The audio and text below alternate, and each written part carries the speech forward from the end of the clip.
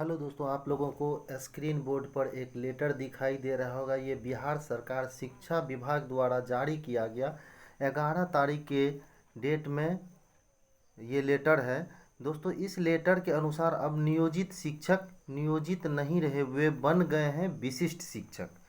और ये नियमावली जो ये आई है कल के डेट में, ये नियमावली बिहार विद्यालय विशिष्ट शिक्षक नियमावली 2027 कहलाएगी।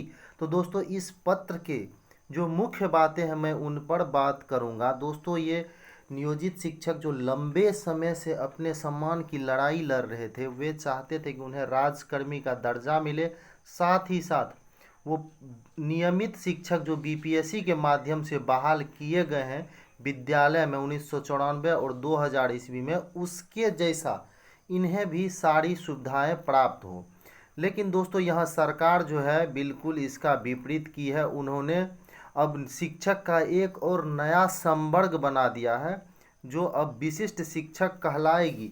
और दोस्तों, इसमें एक और मुख्य बातें ये है कि विशिष्ट शिक्षक बनने के लिए भी नियोजित शिक्षक को एक परीक्षा से गुजरना होगा और उस परीक्षा में इन्हें 3 मौका दिया जाएगा। अगर ये 3 मौका का लाभ नहीं उठा पाए और 3 मौके के अंदर अगर ये असफल रहे तो इनकी सेवा भी समाप्त कर दी जाएगी। इस पत्र में बिल्कुल क्लियर साफ साफ ये कह दिया गया है। और दोस्तों, इसमें ये भी बताया गया है कि नियोजित शिक्षक का जो पहले वाला नियमावली है, जिस नियमावली के तहत नियोजित शिक्षक बहाल हुए थे, अब उस नियमावली को खत्म कर दिया जाएगा।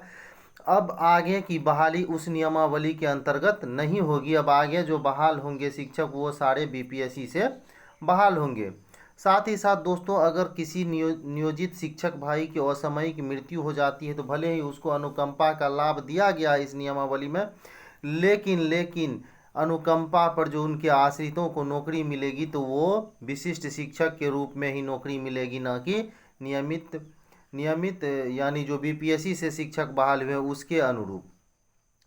तो दोस्तों, अब वरीयता की बात कर लेते हैं। इस पत्र के अनुसार नियोजित शिक्षक की जो वरीयता है, अगर वो 6 to 8 9 10th या 11th 12th में बहाल हुए हैं तो दोस्तों उसके विषय वाइज वरीयता बनाई जाएगी। और जितने भी नियोजित शिक्षक हैं सारे जिला संवर्ग के शिक्षक कहलाएंगे। लेकिन जिला संवर्ग के पहले से जो शिक्षक है उनमें इनको समाहित नहीं की जाएगी। इनका अलग ही एक संवर्ग होगा जो कि जिला संवर्ग के विशिष्ट शिक्षक कहलाएंगे। तो दोस्तों, कुल मिलाकर कह सकते हैं कि नियोजित शिक्षक के साथ ये एक प्रकार का धोखा किया गया है। वहीं पे अब नियोजित शिक्षक के वेतन की बात करें तो दोस्तों 1 to 5 के नियोजित शिक्षक जो हैं उनका वेतन भले ही कुछ ना कुछ पहले से बढ़ जाएगा। 1 to 5 के जो नियोजित शिक्षक हैं उन्हें 25,000 मूल वेतन, और 6 to 8 के जो नियोजित शिक्षक हैं उन्हें 28,000। वहीं 9th 10th की बात करें तो 31,000, 11th 12th की बात करें तो 32,000।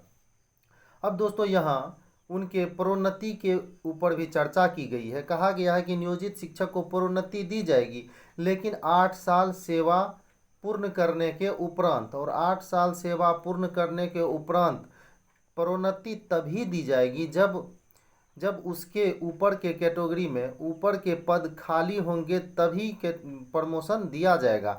प्रमोशन कोई नियोजित शिक्षक का अधिकार नहीं होगा, वो प्रमोशन के लिए दावा नहीं कर सकेंगे। अगर सरकार चाही तो उन्हें प्रोन्नति देगी, नहीं तो नहीं। अब स्थानांतरण की बात कर लेते हैं। नियोजित शिक्षक को स्थानांतरण का भी लाभ दिया गया है। जो विशिष्ट शिक्षक बनेंगे स्थानांतरण का लाभ दिया गया, लेकिन अंतर जिला स्थानांतरण के मौके उन्हें सिर्फ 2 दिए जाएंगे।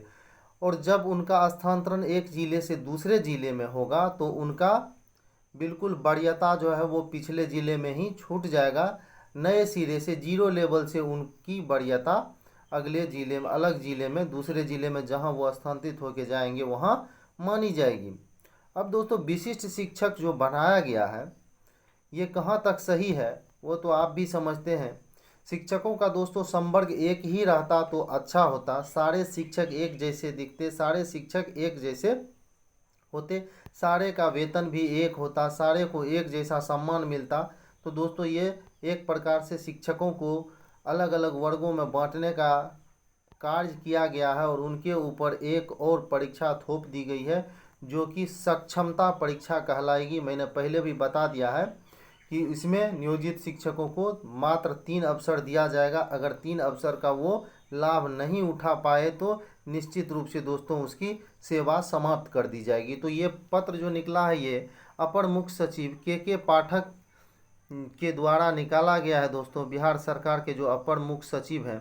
तो इसमें जितनी भी मुख्य बातें थी सारी बातें मैंने आपको बिल्कुल समझ के, और इसमें दोस्तों बहुत सारे चैनल पे चलाया गया कि नियोजित शिक्षक को मिला राजकर्मी। तो दोस्तों इस पत्र में राजकर्मी का कहीं कोई जिक्र नहीं है कि नियोजित शिक्षक को राजकर्मी बना दिया गया। हाँ, भले ही उन्हें एग्जाम लेने के उपरांत राजकर्मी का दर्जा दे दिया जाए, लेकिन अभी दोस्तों इस पत्र में तो कहीं ऐसा चर्चा नहीं है। आप पत्र को देख रहे होंगे, कहीं भी इसमें राजकर्मी के दर्जे का जो है वो जिक्र नहीं किया गया है। ठीक है दोस्तों, तो ये थी दोस्तों जो कल के डेट में यानी 11 तारीख के डेट में जो पत्र निकल कर सामने आई है, उसमें से जो मुख्य बातें थी वो मैंने आपको बताया। पत्र तो बहुत लंबा है, पर पूरे लंबे पत्र को पढ़कर सुनाने में दोस्तों आपका समय बहुत चला जाएगा, इसलिए मैंने सोचा जो इसकी मुख्य बातें हैं उन्हीं बातों से आपको अवगत कराया जाएगा। तो दोस्तों कराया जाए, तो इसमें जो शामिल है नियोजित शिक्षक, उसमें शारीरिक शिक्षक भी शामिल है,